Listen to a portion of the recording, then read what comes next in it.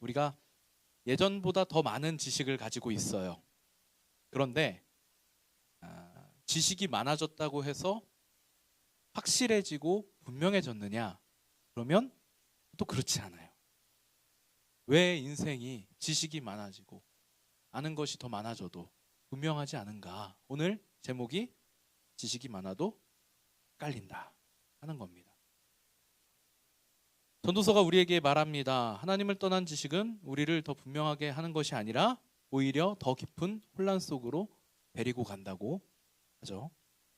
우리가 지난 시간에 전도서의 첫 문을 열었습니다. 기억하세요? 헛되고 헛되며 헛되고 헛되니 모든 것이 헛되도다. 해 아래에서 인간이 붙잡으려고 했던 수고, 모든 반복, 모든 성취가 안개가 흩어지는 것처럼 흩어지는 현실을 보여줬습니다. 그래서 이런 질문이 생긴 거예요. 그러면 우리가 더 많이 알게 되면 달라지지 않을까? 잘 몰라서 방황하는 게 아닌가? 지혜를 더 얻고 깊이 생각하고 더 많이 배우면 인생의 답을 찾을 수 있지 않을까? 실제로 많은 사람들이 인생이란 무엇인가?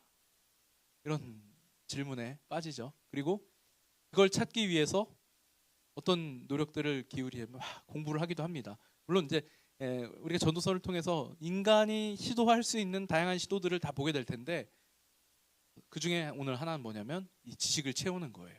지적으로 나를 채워서 그럼 이 불확실한 것들을 해결할 수 있느냐 하는 겁니다. 오늘 본문이 지금 그 질문을 하고 있는 거예요. 솔로몬은 여러분 그냥 보통 사람이 아니었습니다. 성경에 보면 가장 지혜로운 사람이었어요. 가장 지혜로운 왕. 스스로도 이렇게 말하죠. 내가 크게 되고 지혜를 더 많이 얻었으므로 누구보다 높은 자리에 있고 누구보다 더 많은 걸 볼 수 있고 누구보다 깊이 생각할 능력이 있는 사람이었습니다. 어떻게 보면 인간의 지성의 꼭대기에 올라가 있는 사람이었어요. 우리가 내가 공부해서 내 지식을 채우면 괜찮아지지 않을까라고 생각하는 그 자리까지 올라갔던 사람입니다. 그런데 그가 내린 결론이 뭐예요? 충격적이게도 모두 다 헛되어 바람을 잡으려는 것이다. 그리고 오늘 마지막에 18절에 뭐라고 하냐면 지혜가 많으면 번뇌도 많으니 지식을 더하는 자는 근심을 더하느니라. 알면 알수록 근심이 더해진다는 거예요. 오늘 본문에서 이 전도자가 말하는 지혜와 지식은 우리가 흔히 생각하는 좋은 게 아닙니다. 여기서 지혜는 뭐냐면 하나님 없이 내 머리로 세상을 장악해 보려는 시도예요. 제가 오늘 설교에서 여러분들 이 용어의 혼란을 겪지 않게 하기 위해서 이제부터 이러한 것을 인간의 지식이라고 제가 표현을 하겠습니다. 오늘 설교에서 지식은 곧 하나님을 떠나 내 머리로 세상을 장악해 보려는 시도입니다. 그리고 이 후반에 가서 살펴보게 될 참된 지혜는 뭐냐면 나를 믿는 게 아니라 내 머리를 믿는 게 아니라 하나님을 경외하는 겁니다. 아시겠죠? 솔로몬이 지금 인간이 쌓을 수 있는 지식의 꼭대기에 올라가 보았습니다. 그곳에 서서 보니까 지식이 많아질수록 답이 나오는 게 아니라 고민이, 번뇌가 깊어지더라. 근데 여러분 우리는 지금 사실 그걸 경험하고 있어요. 점점 더 정보의 홍수 속에 빠져 살고 있습니다. 그죠? 정보가 없어서 못하는 게 아니에요. 오히려 정보가 너무 많으니까 어떻게 되냐면 뭐가 진짠지를 분간할 수 없게 됐습니다. 우리가 손안에 스마트폰 하나만 있으면 모르는 걸 금방 찾을 수 있는 세상이 됐어요. 조금만 이전에도 불과 한 5, 6년 전만 해도 궁금한 게 생기면 검색창에 질문을 했었습니다. 그러다가 좀 시간이 지나고 나니까 궁금한 게 생기니까 어떻게 하냐면 유튜브에 물어봤어요. 그러면 나는 사실 답을 들을 것 같으면 한 줄로 답이 딱 나올 것 같은데 어때요? 뭐 알려드리겠습니다. 한 10분짜리 영상이 나와요. 주저리 막 떠듭니다. 딴 얘기 막 해요. 그러다 결론은 뭐냐면 하면서 이제 나중에 얘기한 그것도 너무 힘들어. 그러니까 요새는 어떻게 해요? 그냥 챗 GPT, 제미니 이런 거 켜갖고 야 뭐야 이거 그러면 바로 다 알려주죠. AI가 나쁘다는 얘기를 지금 하는 건 아닙니다. 고찰이 필요할 것 같지만 어쨌든 글도 써줘요. 요약도 해주고 답도 제시해줍니다. 물론 아직 갈 길이 멀어요. 제가 써보니까 답답한 부분이 굉장히 많아요. 사람 말귀를 제대로 못 알아듣더라고요.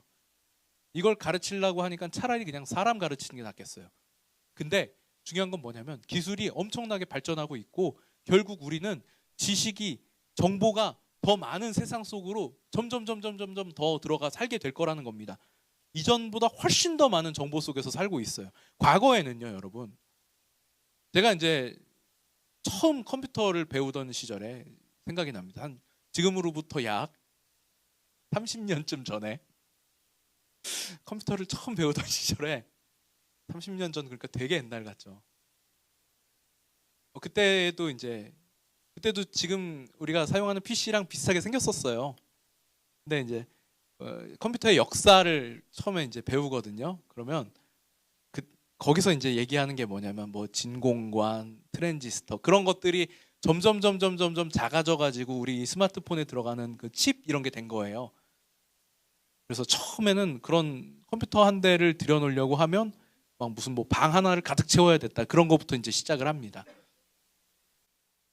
그런데도 사실은 그때의 그런 기계들이 처리할 수 있는 정보의 양은 많지 않았어요.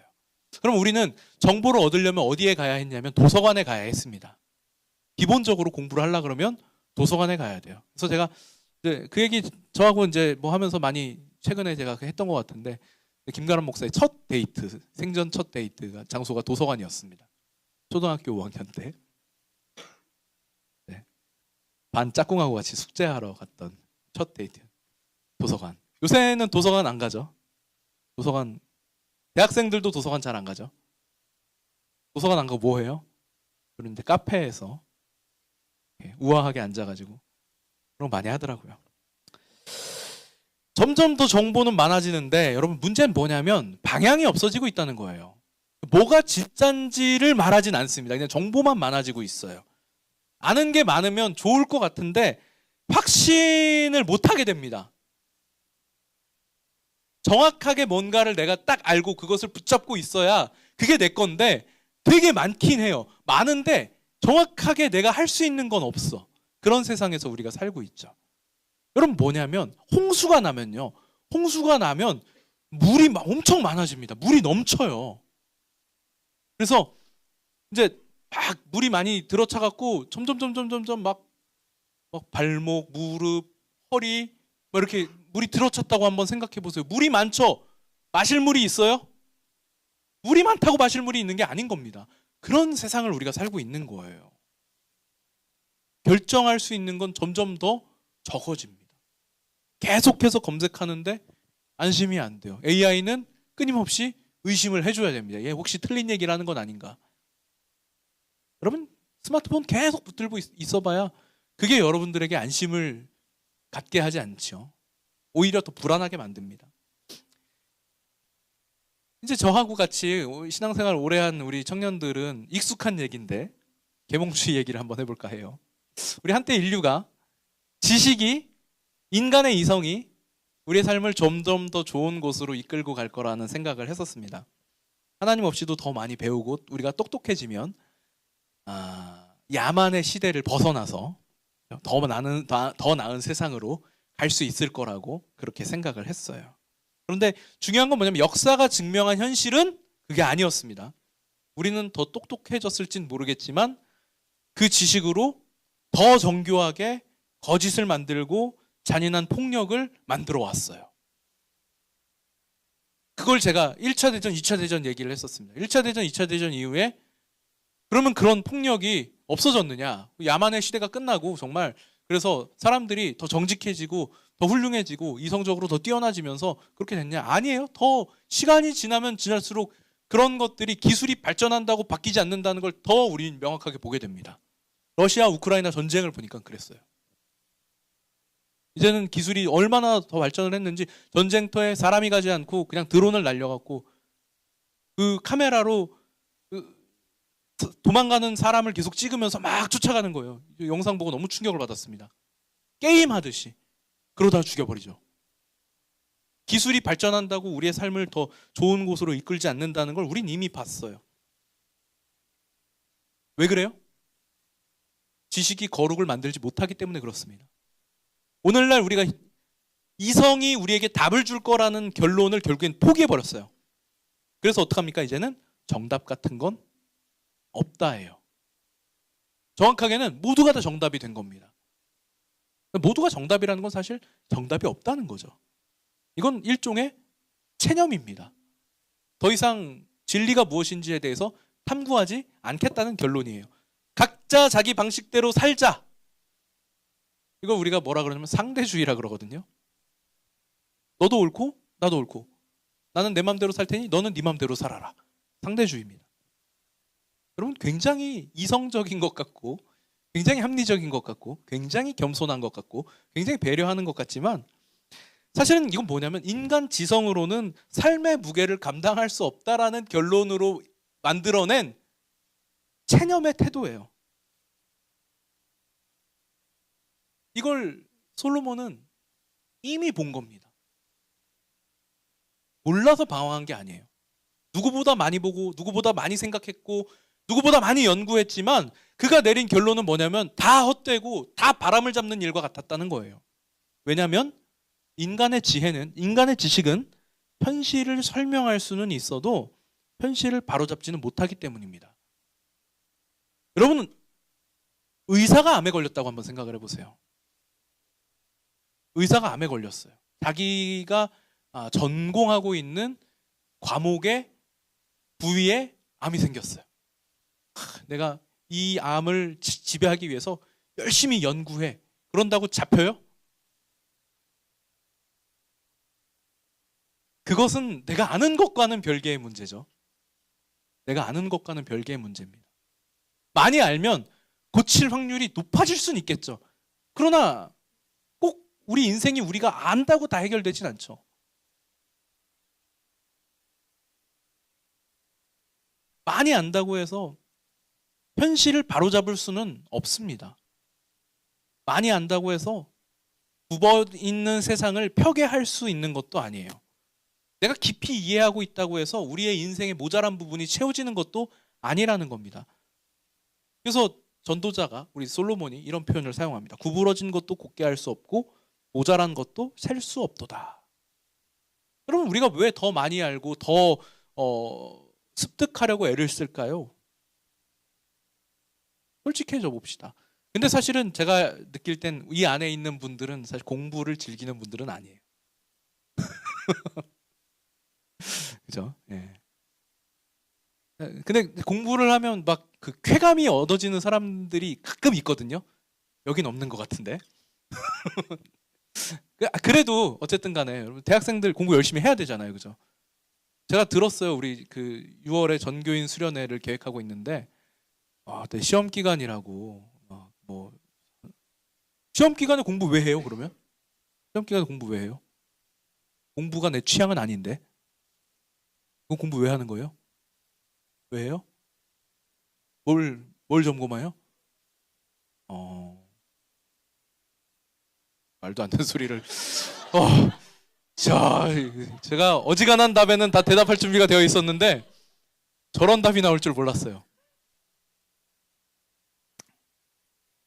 결국엔 뭐냐면 여러분 내가 내 인생의 주인이 되고 싶어서 그런 거예요. 여러분 인생의 주인이 하나님이신데 시험 기간 중에 하루 이틀 3일 공부 못하면 성적이 바뀌어요? 바뀔 수 있습니다.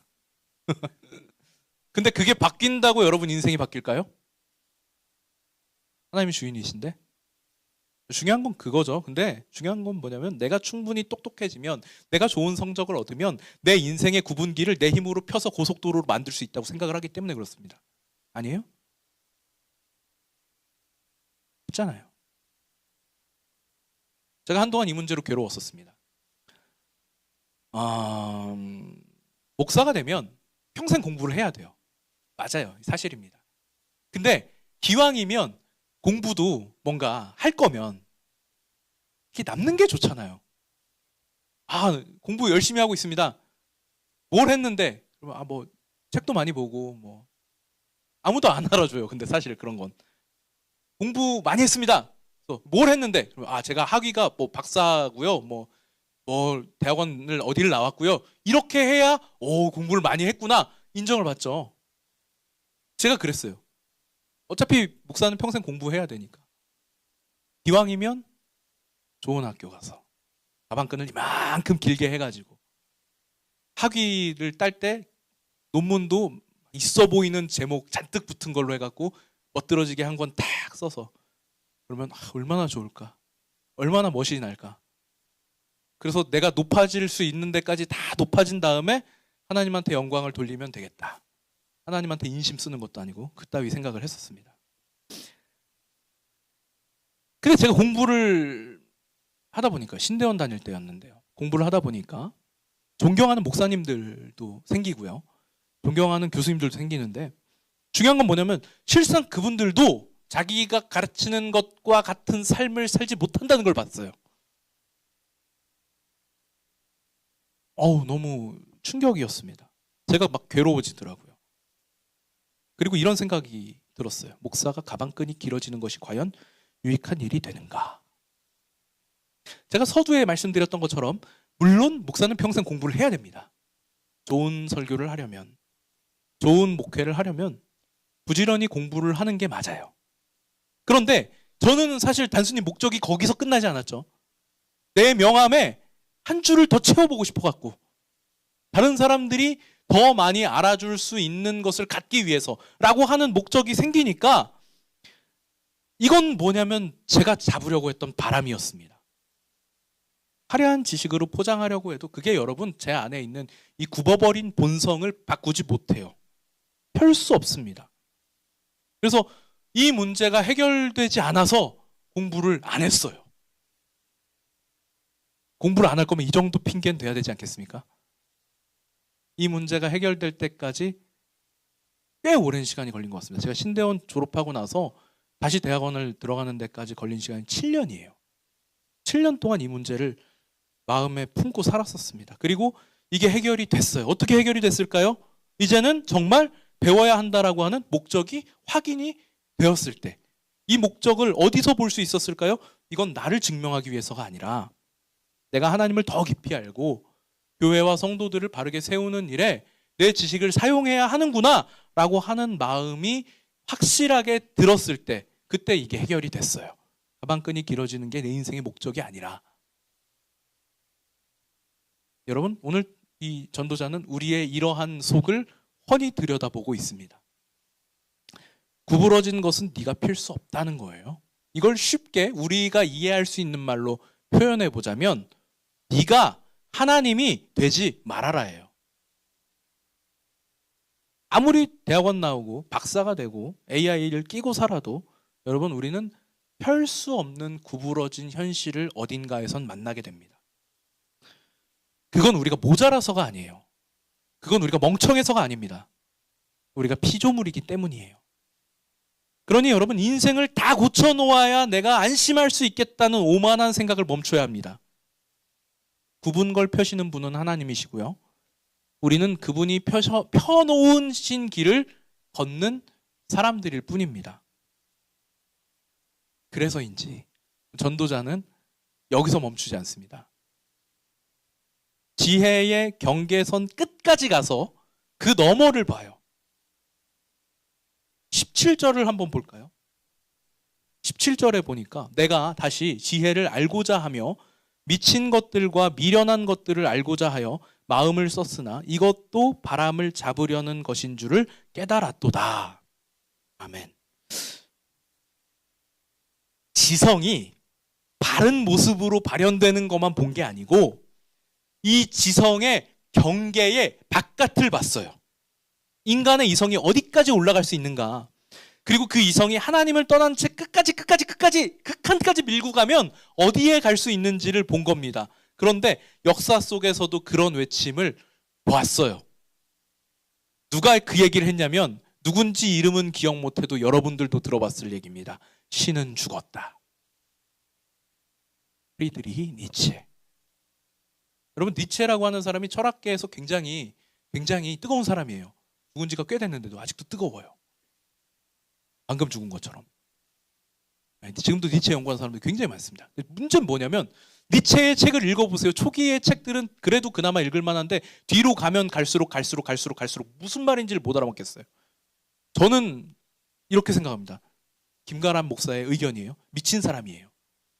뒤로 가면 갈수록 미친 얘기들만 써놨어요. 이해가 안 가는 거예요. 그래서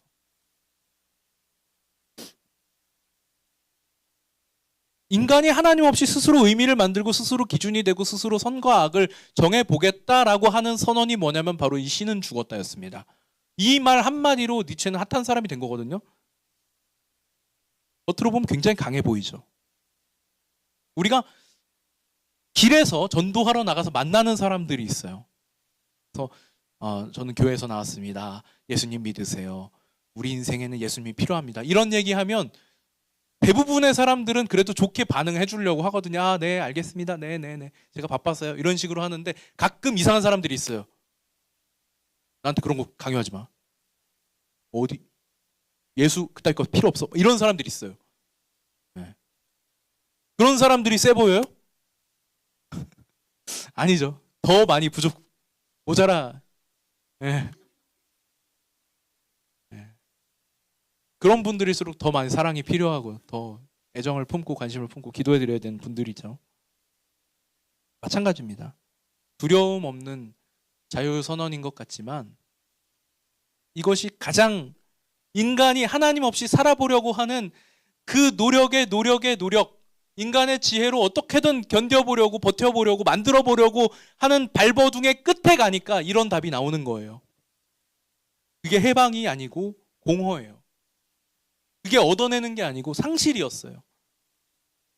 내가 내 삶의 의미를 만들어 보겠다고 외치고 애쓰고 발버둥 쳐도 나 자신에 대해서 설명도 못하고 내 존재가 무엇인지에 대해서도 이해를 할 수가 없고 알 수 없는 말로 짓거리게 되고 이미 그것을 본 겁니다. 지혜를 따라가도 그 경계를 넘어가도 인간은 자기 힘으로는 세상에 굽은 것을 곧게 할 수 없더라. 그래서 결론이 뭐예요? 이것도 바람을 잡으려고 하는 것이었다. 여러분, 몰라서 방황하는 게 아닙니다. 우리는 알아도 길을 찾지 못하는 거예요. 아, 내 마음에 공허해, 내 마음 어딘가에 뻥 뚫려 있는 것 같아 라는 생각은 우리가 할 수 있는데 그럼 이걸 어떻게 채울 건데? 가 안 되는 거예요. 기준이 없어서 흔들리는 게 아니고 우리는 스스로 자꾸 기준이 되려고 하니까 흔들리는 겁니다. 그래서 인간의 노력으로 쌓은 지식은 커지면 커질수록 고민을 더해가는 거예요. 지식을 더하는 자가 근심을 더하게 된다 하는 겁니다. 그러니까 진짜 문제는 뭐냐면 여러분, 지식의 양이 아니에요. 머리에 든 게 많다고 해서 좋은 게 아닙니다. 문제는 뭐냐면 우리의 지성이 타락해 있다는 거예요. 죄는 우리 마음만 뒤틀어 놓은 게 아니라 우리의 삶에 대해서도 뒤틀어 놨습니다. 여러분의 지성조차도 죄로 인하여서 뒤틀려 있는 부분이 있어요. 우리가 아는 것을 하나님께로 나아가는 데 쓰지 않고 하나님 없이 살 수 있다는 증거로 사용하려고 합니다. 똑똑한 사람일수록 더 그러죠. 머리에 든 게 많으면 많을수록. 저는 과학을 하나님이 만드신 세상을 연구하는 학문이라고 봐요. 과학자들을 존경합니다. 그런데 문제는 뭐냐면 그들 중에는 이 부분을 하나님이 세상을 창조하셨다라고 하는 부분을 제외하고 그리고 나서 세상을 설명하려고 하는 시도를 자꾸 해요. 네. 똑같은 현상을 보고도 다른 답이 나올 수 있습니다. 진리를 받아들이려고 하는 것이 아니라 스스로 진리를 만들어 보려고 발버둥 치는 거예요. 인간은 지식의 꼭대기에서도 지성의 바깥에서도 길을 잃어버렸습니다. 이건 양이나 질의 문제가 아니에요. 우리 인간이 하나님을 떠나면 우리 하나님을 떠난 지성은 그냥 망한 거예요. 망한 겁니다. 스스로는 굽은 것을 조금도 펼 수 없는데 무슨 능력이 있겠어요? 우린 무능합니다. 철저하게 망했습니다. 이렇게 망한 우리한테 하나님이 너 공부해서 네 힘으로 펴라 하지 않으시는 거예요. 대신에 지혜 그 자체이신 예수님을 보내주셨습니다. 그래서 참된 지혜는 인간이 쌓아 올리려는 성취가 아니라 하나님 앞에 무릎 꿇는 경외함에서 시작되는 거예요. 잠언 9장에 보면요, 여호와를 경외하는 것이 지혜의 근본이요 거룩하신 자를 아는 것이 명철이니라 라고 말씀합니다. 여러분, 여기서 만나는 경외라고 하는 단어는 기본적으로 우리가 성경에서 경외라고 그럴 때는 공경이거든요. 공경인데 그냥 공경이 아니고 두려운 마음으로 공경하는 거예요. 근데 사실 여기서 이 여호와를 경외하는 것이라고 할 때 이 경외에서 여러분 두려움을 느끼지 마세요. 두려움을 떠올리지 마세요. 이건 뭐냐면 여러분, 내 인생의 주인공이 되고자 스스로 발버둥치다가 망해버린 인생이 드디어 진짜 주인을 만났을 때 느끼는 안도감이어야 합니다. 아, 내가 애쓰려고, 내가 노력하려고, 내가 발버둥치려고 했던 이유가 이것을 얻기 위해서였는데 내 노력으로 되는 것이 아니었구나 라고 하는 걸 확인하는 순간 얻게 되는 만족감이에요. 전도서 7장에 보면요, 그래서 하나님이 굽게 하신 것을 누가 능히 곧게 하겠느냐라고 말씀합니다. 아시겠죠? 우리는 우리의 노력으로, 우리의 힘으로, 우리의 어떠한 것으로도 하나님이 꺾어 놓으신 걸 펼 수 없습니다. 이게 하나님이 만드신 법칙이에요. 우리가 채울 수 없는 걸 하나님이 채우게 해드려야 돼요. 우리가 만들 수 없는 기준은 하나님이 세우시는 겁니다. 우리가 찾으려고 해도 찾을 수 없는 지혜를 하나님이 내려주셔야 합니다. 그리고 성경은 하나님의 지혜가 누구인지에 대해서 이렇게 말씀합니다. 고린도전서 1장엔 이런 말씀이 있어요. 같이 읽어보겠습니다. 시작. 오직 부르심을 받은 자들에게는 유대인이나 헬라인에게나 그리스도는 하나님의 능력이요 하나님의 지혜니라. 골로새서 2장 3절로 이어서 읽어보겠습니다. 시작. 그 안에는 지혜와 지식의 모든 보화가 감추어져 있느니라. 아멘. 인간은 지식을 쌓아서 하나님께로 올라가려고 했습니다. 안 되니까 광기와 해체를 통해서라도 길을 만들어 보려고 했습니다. 그러나 하나님께서는 우리 보고 끝까지 너네가 노력하고 머리를 채워서 이리 와라 라고 하지 않으십니다. 오히려 하나님이신 지혜이신 예수 그리스도께서 우리에게로 내려오셨습니다. 세상은 말합니다.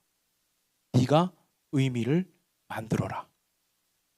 네가 스스로 기준이 되어라. 너 스스로가 답이 되어라. 그러나 성경은 이렇게 말씀합니다. 넌 답이 될 수 없다. 넌 무엇도 할 수 없다. 그래서 답이신 분, 그래서 해결하실 분, 예수님께서 오신 것입니다. 여러분, 이미 우리는 수많은 정보 속에서 살고 있어요. 그러니까 여기에 지금 뭘 더 한다고 해서 우리의 문제가 해결되지 않습니다. 사실은 우리에게 필요한 건 자기 확신도 아니에요.